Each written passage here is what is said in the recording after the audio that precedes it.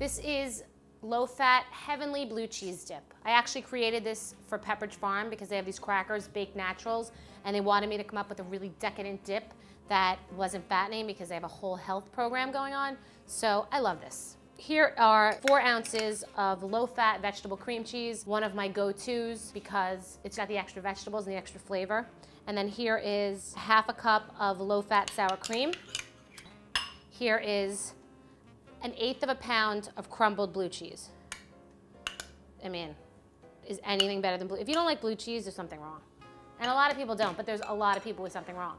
Okay, now I add herbs. In the original recipe, it has dill and parsley. But I really like to instill in you that you need to use what you have because you might have sun-dried tomatoes, you might have tarragon, you might have thyme. Use what you have in your house, get rid of it. Because when you buy herbs, you buy that big bunch and you use 1 tablespoon and then you have the rest of the herbs and you don't know what to do with it. This is what you do. You make an herb mayonnaise, you make an herb dip, you use everything. I waste nothing. Here's basil. You really only need like 1/2 tablespoon of it. So you take these big leaves, try to match them up, and then roll them up. Take a knife, a good sharp knife.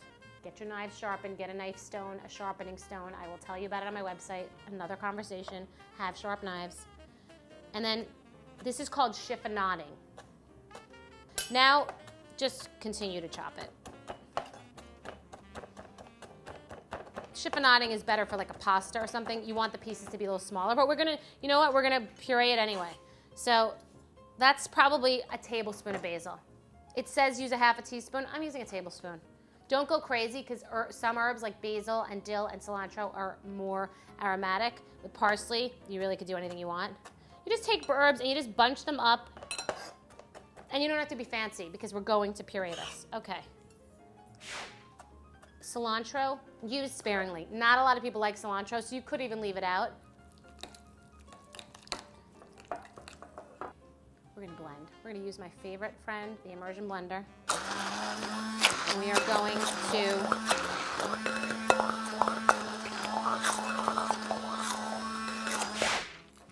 okay.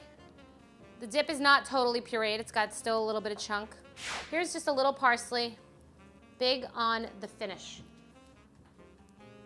Since we made this for Pepperidge Farm Baked Naturals, let's eat a baked natural and see how it tastes.